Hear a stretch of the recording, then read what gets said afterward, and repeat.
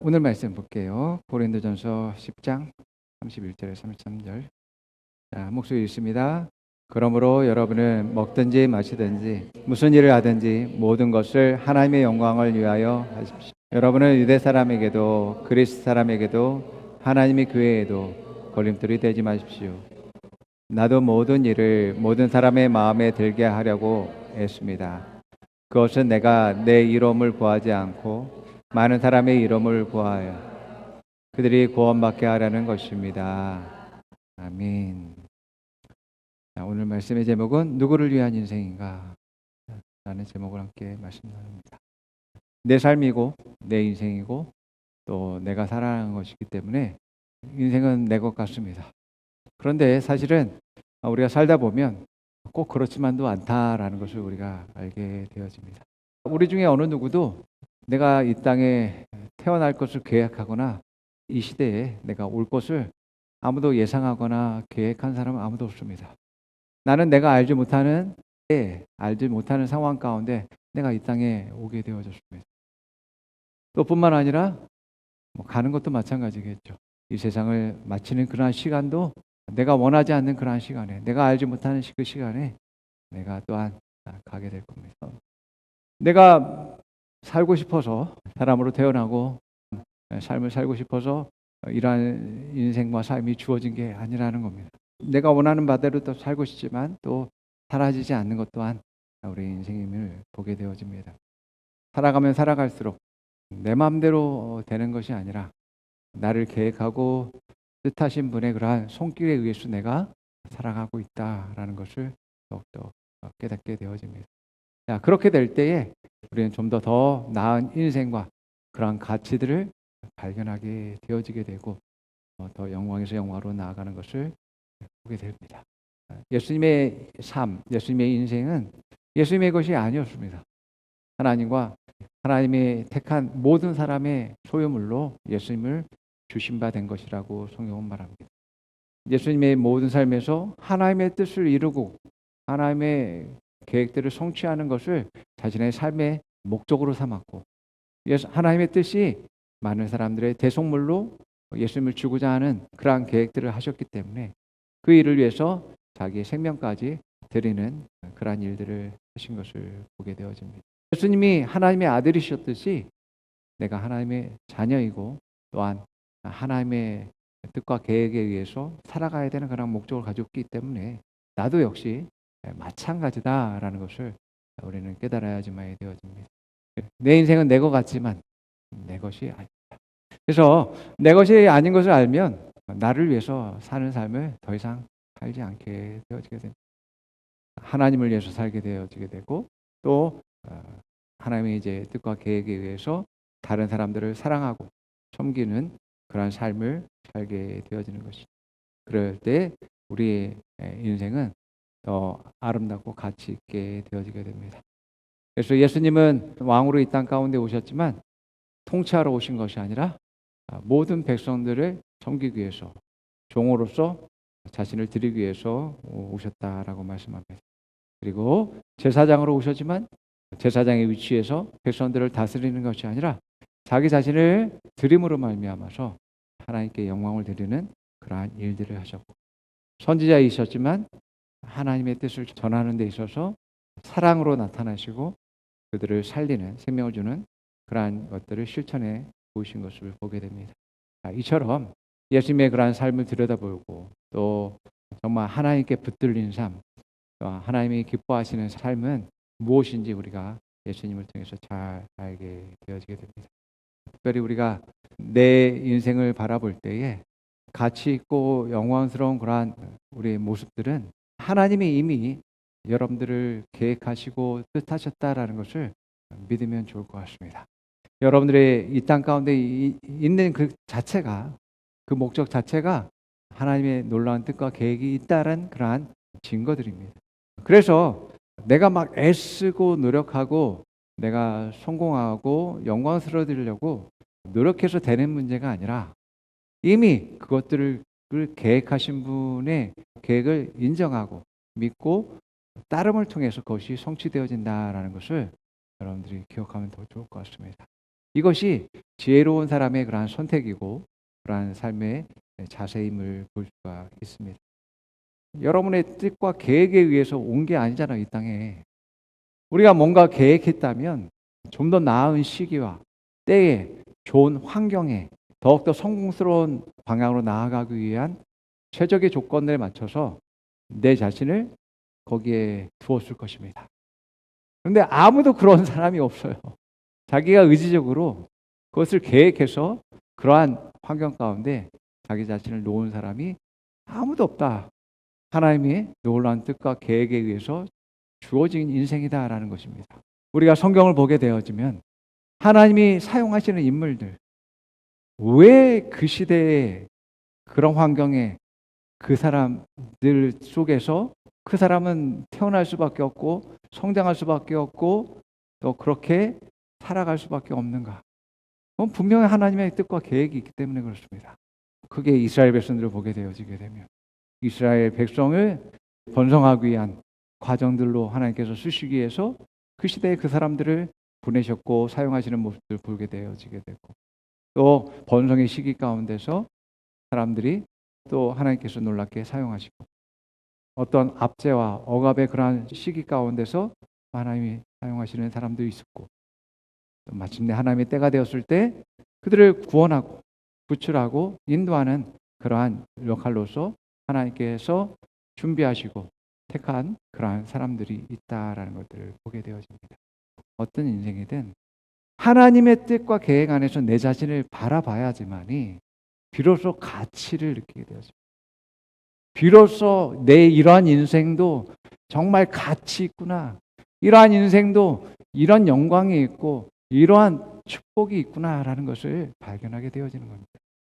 이렇게 하나님의 뜻과 계획을 인정하지 못하면 우리는 항상 육신의 한계 가운데서 부족하면 부족하고 연약하면 연약한 대로 원망하고 또 좌절하고 쓰러지고 하는 일들을 하게 될 것이고 조금 좋아지면 세움을 받고 인정을 받고 좀 더 가지게 되면 의시되고 교만해지는 그러한 것들을 갖게 되어지게 되는 겁니다.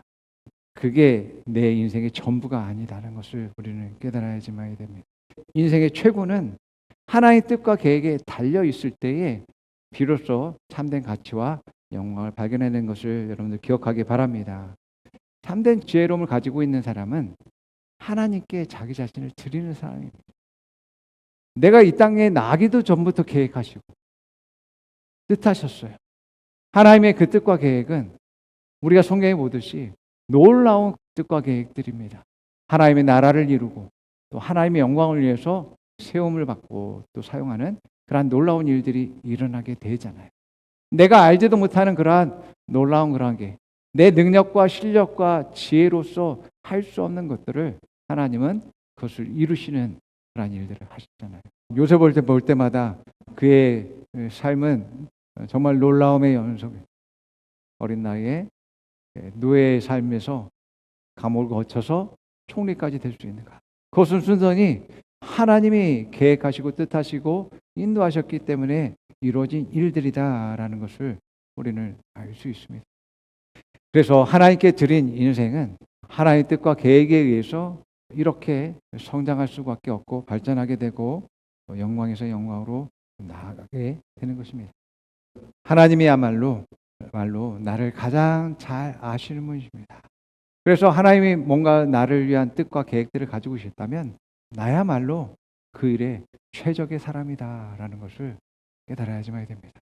물론 나는 내가 내 육신적인 그러한 실력과 능력과 지혜를 볼 때마다 나는 부족한데 나는 맞지 않은 것 같은데 라고 생각할 수 있지만 하나님이 뜻하시고 계획하셨다면 그것은 최적의 사람이고 완벽한 사람이다라고 할 수 있습니다.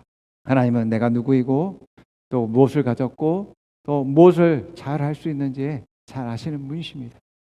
그래서 우리가 하나님의 뜻과 계획 가운데 내 자신을 드리게 되어진다면 내 실력과 능력과 지혜뿐만 아니라 하나님의 지혜와 능력이 더욱더 연합되어져서 우리가 할 수 없는 것들을 이루게 되고 성취하는 것들을 하게 되어지는 것을 우리가 볼 수 있습니다.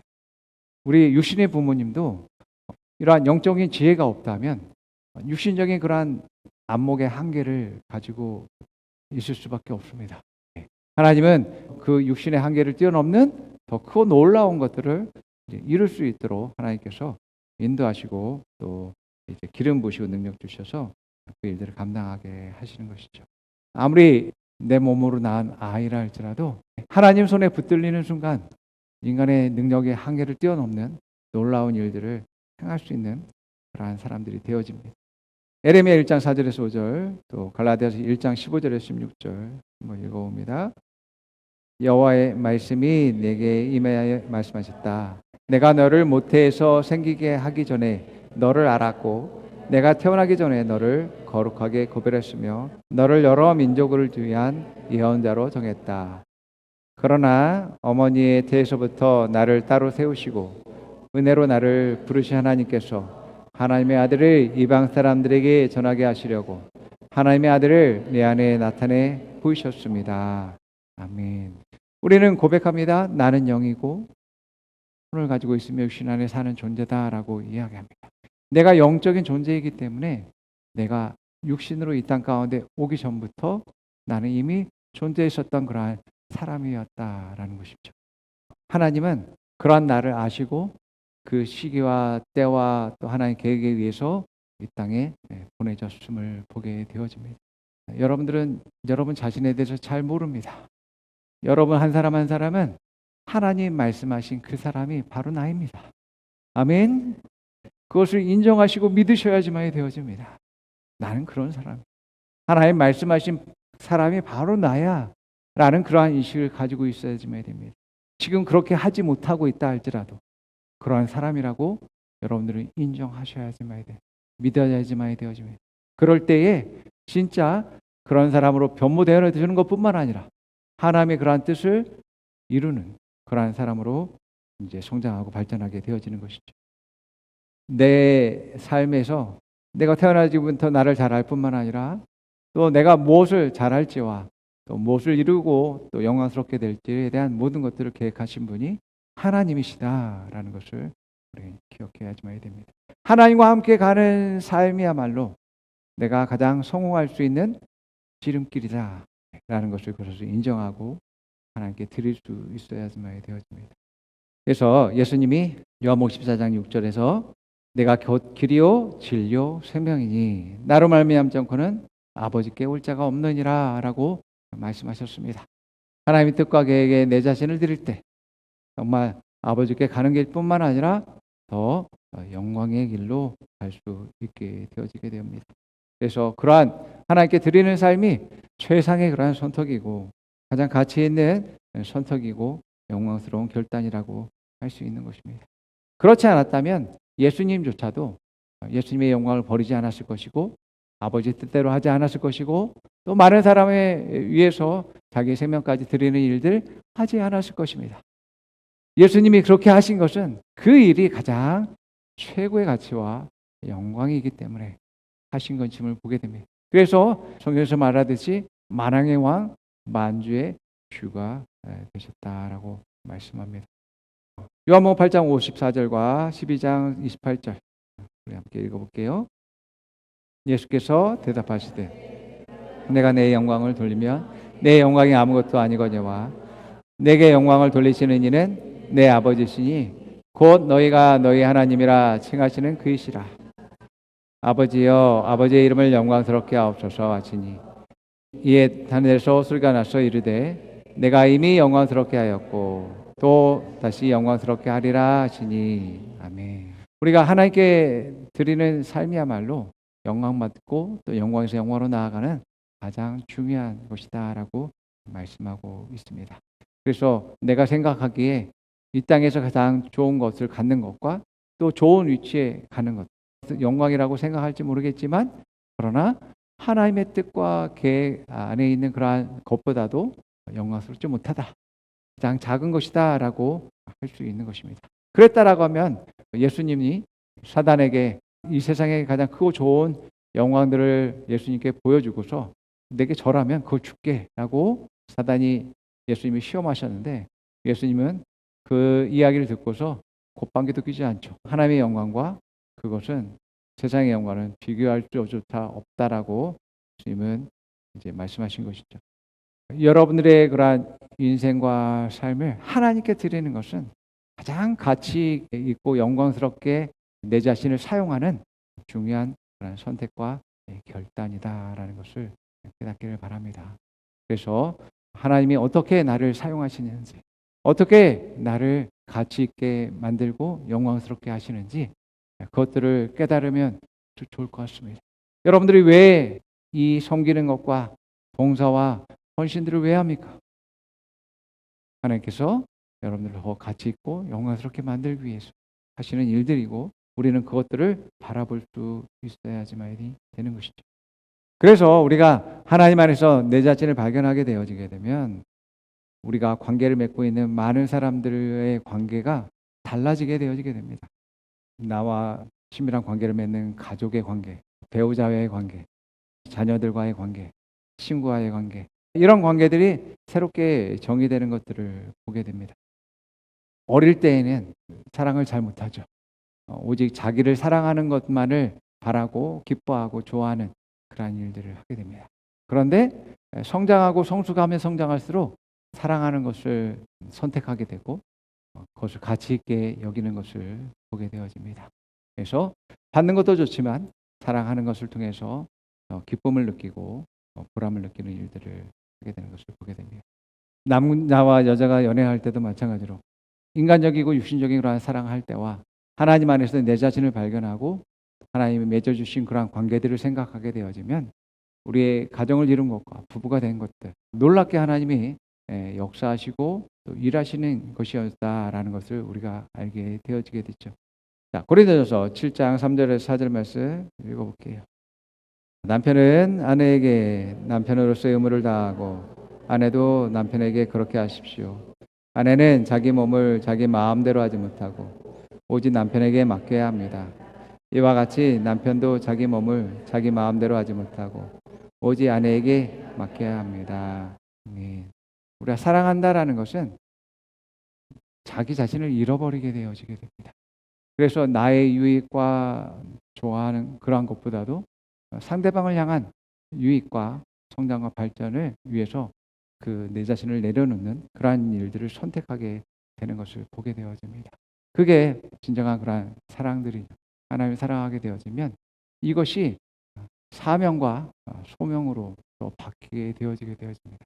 우리를 사랑하신 그 사랑으로 말미암아서 예수님이 자신의 모든 것을 내어준 그러한 사랑들이 우리 안에 있기 때문에 우리가 사랑한다라는 것은 그렇게 사랑하는 것이다라는 것을 우리는 더욱더 우리는 깨닫고 알게 되어지죠. 그렇기 때문에 부부의 관계에서도 내 유익이 아니라 상대방의 성장과 발전을 위해서 진짜 돕는 배필로서의 관계로서 바뀌게 되어지게 됩니다.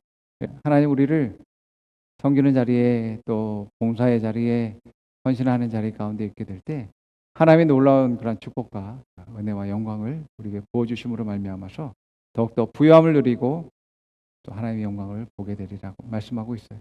그래서 누가복음 6장 38절과 고린도 9장 7절 이렇게 말하죠. 읽어보겠습니다. 주라 그리하면 너에게 줄 것이니 곧 후이되어 누르고 흔들어 넘치도록 하여 너에게 안겨두리라. 너희가 헤아리는 그 헤아림으로 너희도 헤아림을 도로 받을 것이니라. 각각 그 마음에 정한 대로 할 것이요 인색함으로나 억지로 하지 말지니 하나님은 즐겨내는 자를 사랑하시니라. 하나님은 하나님의 나라가 이러한 원리 가운데 작동되고 있으며 우리가 섬기고 헌신하고 수고한다 할지라도 우리가 손해보는 것이 아니다라고 말씀하고 있습니다. 오히려 더 할 수 없는 그러한 부유함과 풍족한 가운데서 우리가 누리며 살 수 있게 된다라고 말씀하고 있는 것이죠. 하나님은 우리가 하나님을 사랑하고 섬기는 일을 하든 또한 다른 사람들을 섬기고 사랑하는 일들을 하든 하나님은 거기에 따른 모든 것들을 그 길을 열으시고 또 공급하시는 일들을 하게 하시는 것을 보게 됩니다. 우리는 하나님이 은혜를 주시고 축복하시는 것을 볼 때마다 내 자신만을 바라보는 게 아니라 또 하나님이 원하시고 뜻하신 것들이 무엇인지 더욱더 발견할 수 있어야지만이 돼요. 내가 이렇게 내 실력과 능력에 진하게 더 많은 것들을 축복하시고 은혜를 부으시는 것들은 또 다른 사람들을 위한 것이다라는 것을 우리 깨닫고서 그것을 섬기는 일들을 하게 될 때 더 풍성하게 되어진다라고 말씀하고 있어요. 하나의 뜻대로 한다라고 하지만 하나님께서 나를 축복하시고 더 많은 것들을 누리게 하셨음에도 내가 이것을 깨닫지 못하고 교만한 마음을 가지고 있다면 내가 축복의 통로로 쓰임 받는데 거기까지가 될 것입니다.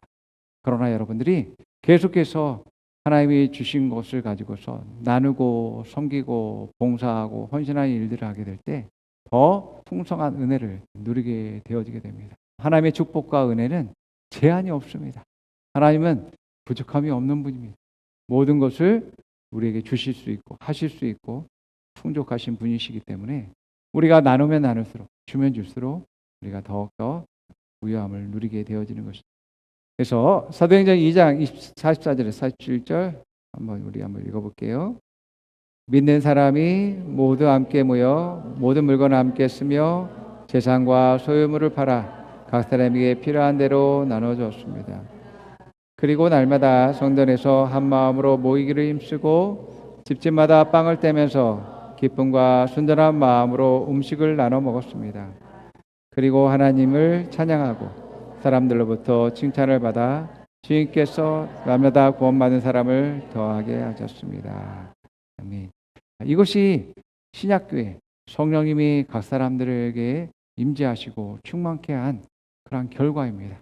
우리가 하나님의 임재로 하나님의 영광으로 충만하게 된다라는 것은 우리 안에 더욱더 하나의 뜻과 계획에 내 자신을 맞추고 다른 사람 사랑하는 데 있어서 내 것을 주는 것을 전혀 아깝지 않게 여기는 부유한 마음을 갖는 태도들로 나타나는 것을 알 수 있습니다. 많은 사람들이 내가 마시는데 부족함이 없고 또 남는다라고 했을 때 다른 이웃들과 서로 나누고 섬기는 일들을 그들은 실천하고 하였습니다. 자기 재산도 마찬가지였어요. 이만한 재산이 있는데 다른 어려운 사람들에게 이것들을 사용되어진다면 더욱더 하나님 기뻐하실 거야 라는 생각으로서 나누는 것을 실천하는 그러한 일들을 한 것들을 보게 되어집니다. 세상 사람들이 인색하고 탐욕스러운 이유는 내가 뭔가를 주게 되면 나는 그것이 사라지고 마이너스가 된다라는 생각을 가지고 있기 때문에 인색해지는 것입니다. 우리가 인색하거나 또 탐욕스럽지 않아야 된 이유는 바로 나의 공급은 내가 아니라 하나님이 있다라는 것을 깨달아야지만 됩니다. 하나님이 나를 공급하시는 분이시다. 나를 부유케 하시고 채우시는 분이시다라는 것을 인정하게 될 때 또 이 하나님은 공급하시는데 한눈 팔지도 않으시고 부족하지도 않으신 분이시다.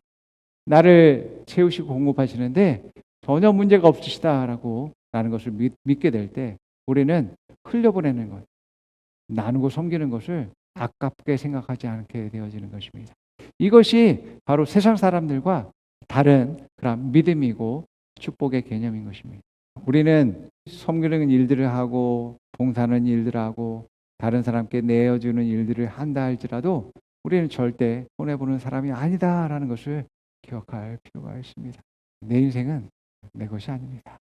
하나님께 드리고 또 다른 사람들에게 드렸을 때 내 인생은 더 풍요하고 부유로움을 누릴 수 있는 그런 인생으로 바뀌게 되어지게 됩니다.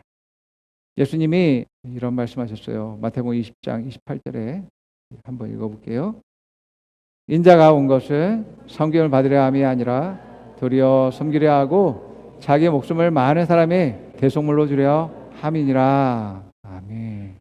예수님이 오신 목적이 섬김을 받기 위함이 아니라 섬기러 오셨다라고 말씀합니다. 여러분들은 이 땅에 왜 오셨습니까? 우리가 왜 있습니까? 섬기기 위해서 있다라는 것을 우리가 깨달았으면 좋겠습니다.